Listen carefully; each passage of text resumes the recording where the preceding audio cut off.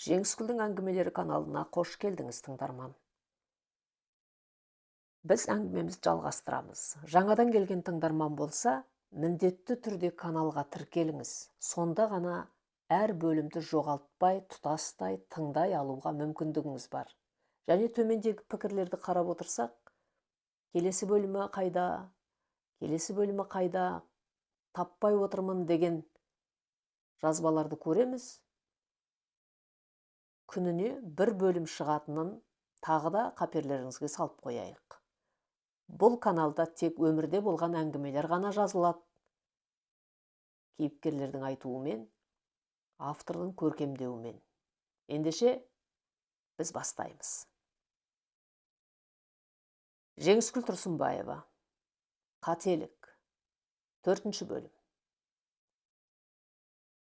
Айкен өте батыл отыр, бірақ көзі ары-бері жүгіріп бірдеңе ойлауда. Өте жақсы. Тоқашева қандай киімде болды? Оны байқамадым. Қанды көріп шошып кеттім. Асықпай, есіңізге түсіріңіз. Ол маңызды. Неге сондай ұсақ түйекке мән бересіңдер? Мен залға кірдім де терезе алдында отырған Тоқашеваны көрдім де қаштым. Сондай ұсақ түйек өте маңызды. Дәл терезе алдында отырғанына сенімдісіз бе? Неге шатастыра бересің? Деп ойланып қалды да, «Я, сенімдімін», деді. Орлова ханым, біз сізді шатастырып отырған жоқпыз. Керісінше дұрыстап ойланып жауап берсін деп айтып отырмын. Қайта-қайта ана жерін ұмыттым, мына жерде шатастым деп өтірік ақпарат беруге болмайды. Сондықтан әр сөзіңізді ойланып айтыңыз. Таң атқанша қамауда боласыз, себебі сіз тағы өтірік айтып отырсыз. Нені өтірік айттым? Сіз Тоқашеваның өлі денесін көргеніңіз анық қой. Анық.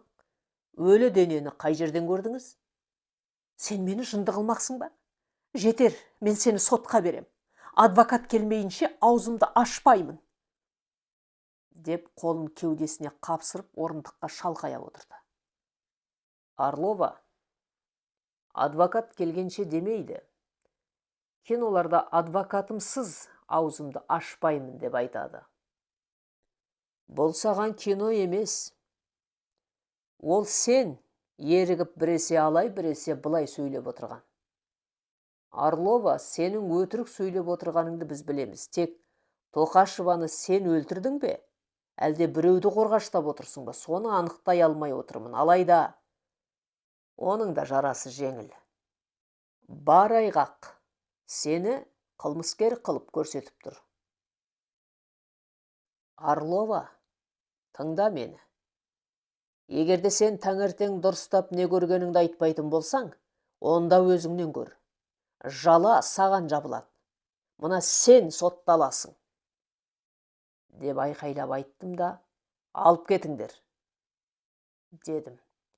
Айкеннің көзі бақырайып қорыққаны байқалды. Күзетші кіріп алып кетпекші болып еді.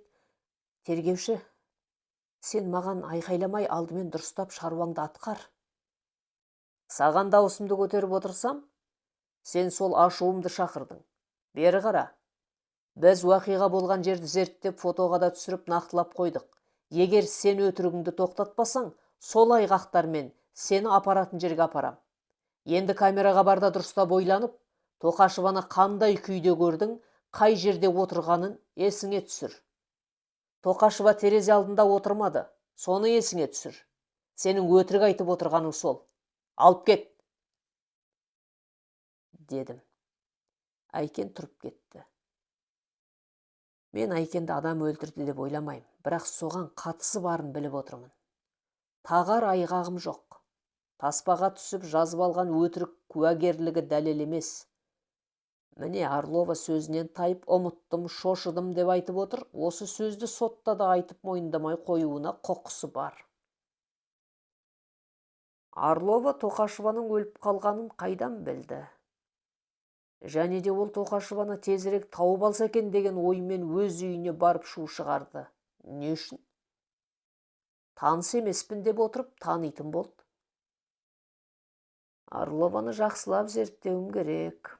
Ертең Тоқашеваның қызы да ақпарат берсе екен.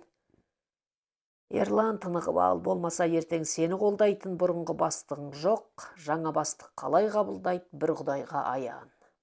Сондықтан ертеңгі күреске күш керек, демалған бас керек дедім де, жанымда пысылдап ұйықтап жатқан Зағирашымның шашынан иіскеп жатып, ұйықтап кеттім.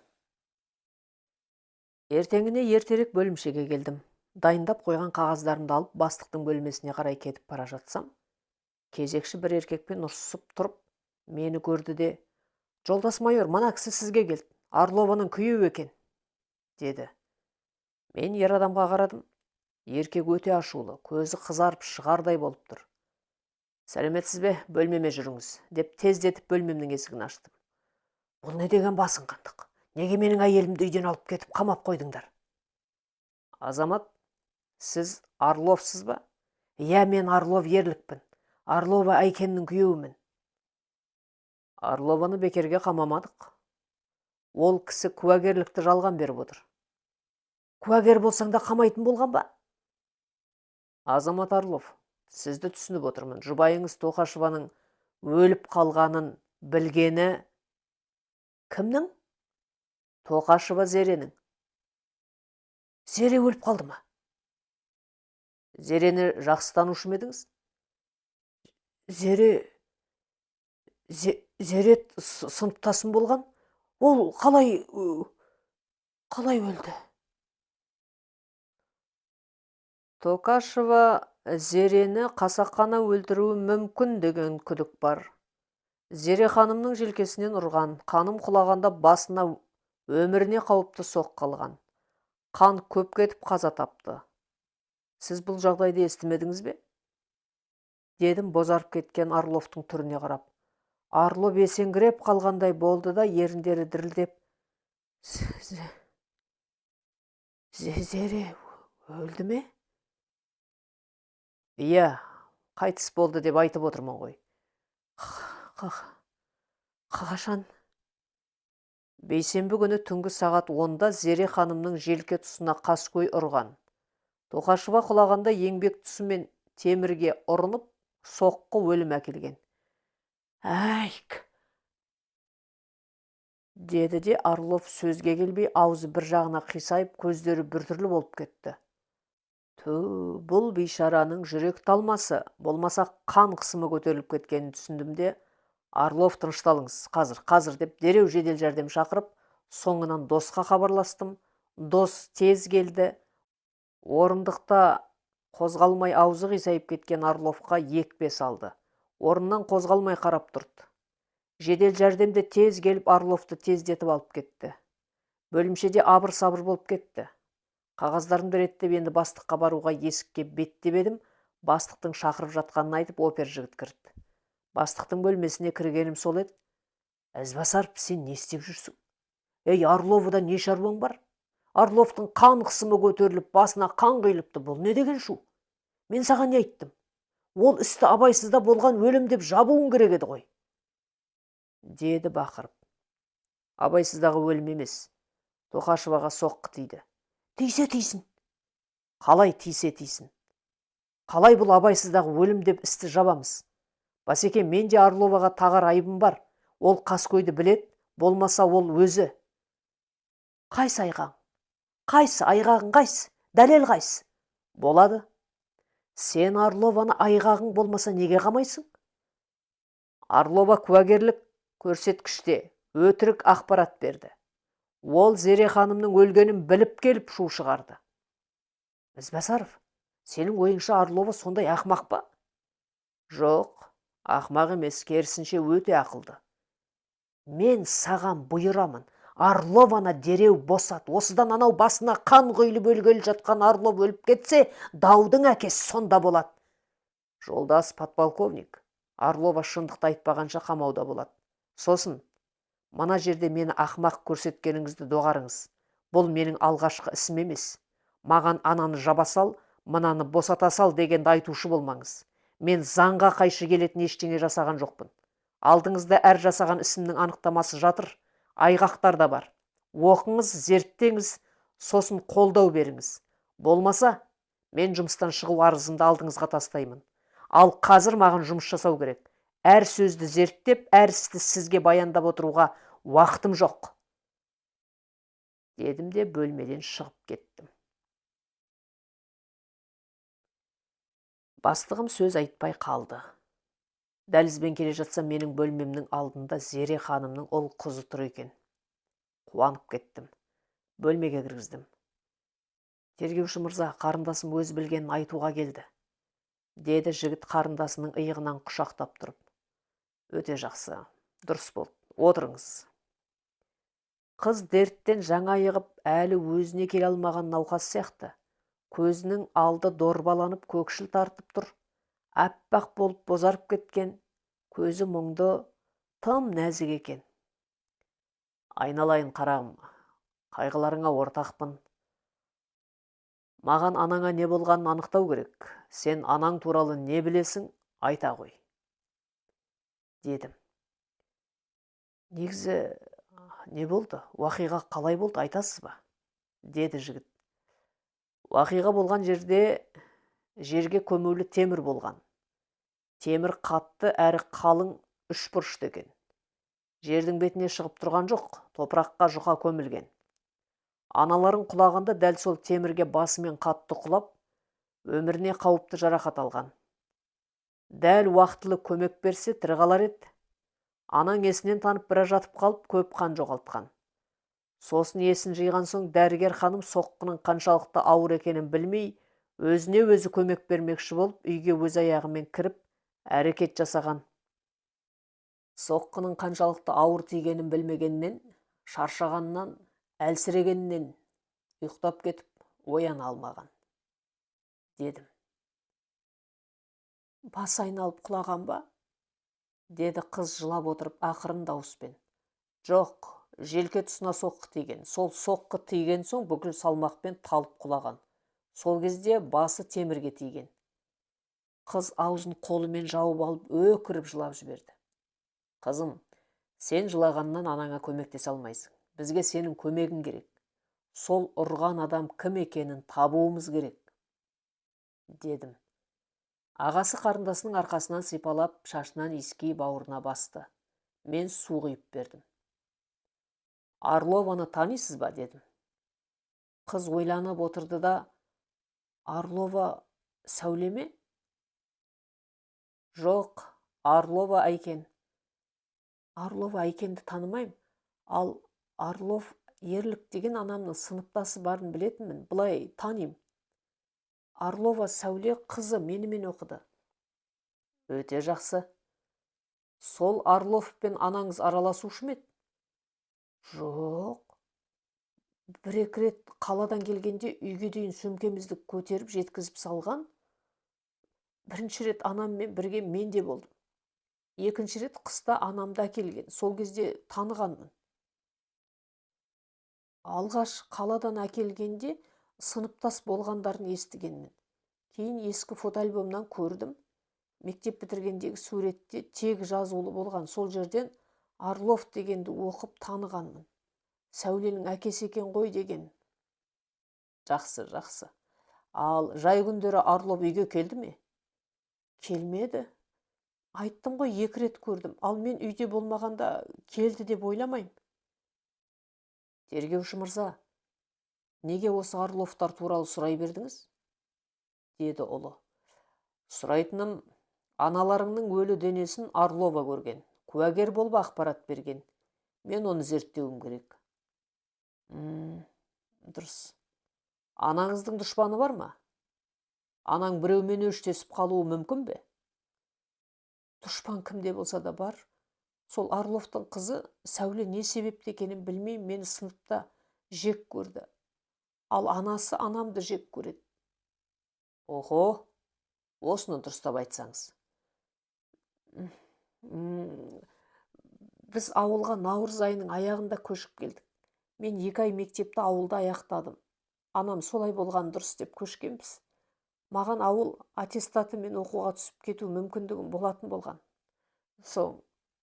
Сондай шешім қабылдағанбыз.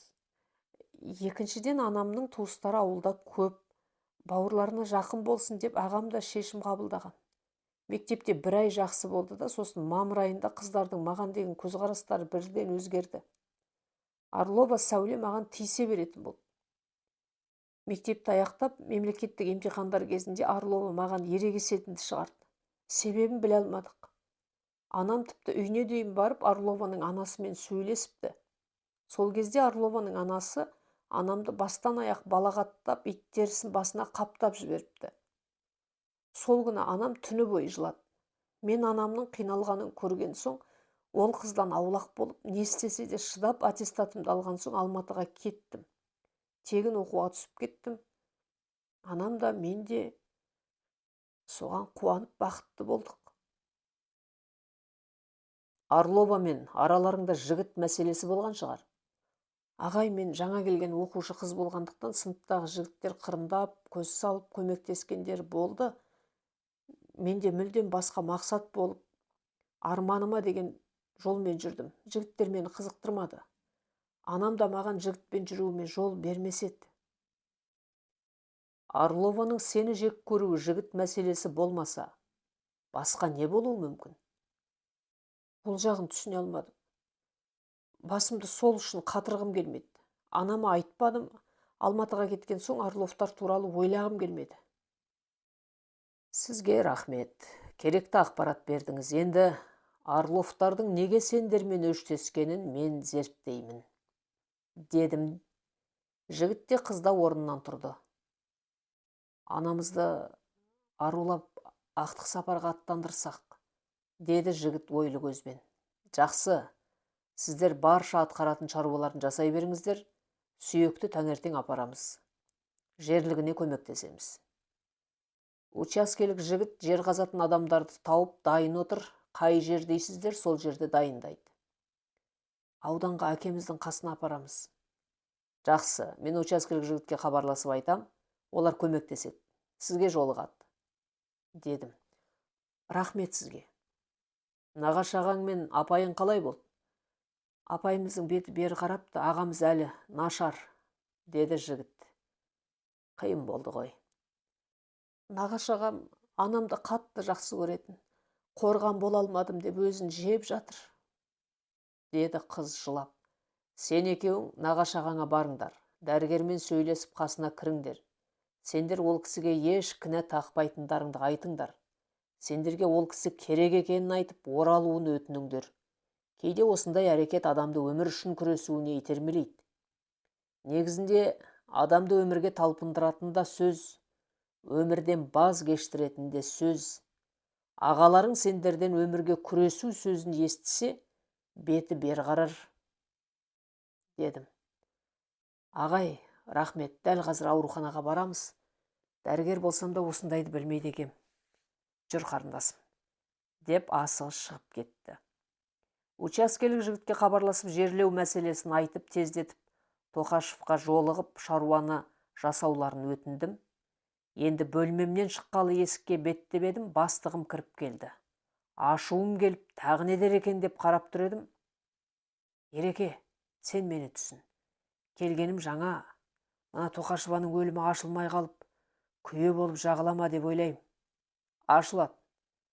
Дұрыс қой. Сен жұмысың жаса, менен қолдау болады. Тек анау Орлов өліп қалып, басымыз бәлеге. Басеке, ажал келсе өлет, ажалға раша жоқ. Сол жағдай болмай тұрып, мен Орловыны сөйлетуім керек. Қазір изоляторға барып, күйеуінің комаға кеткенін айтам, шындықты айтуын өтініп, үйіне жіберем. Соны жібере салшы. Жіберетіні жіберем, тек бақылауда болады. Солай жасарсыз. Бар, тез бар да босатшы, деп шығып кетті.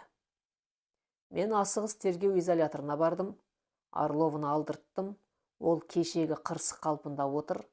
Азаматша Орлова, сонымен есіңізге не түсті, айтыңыз, дедім. Айтатын ештеңе жоқ.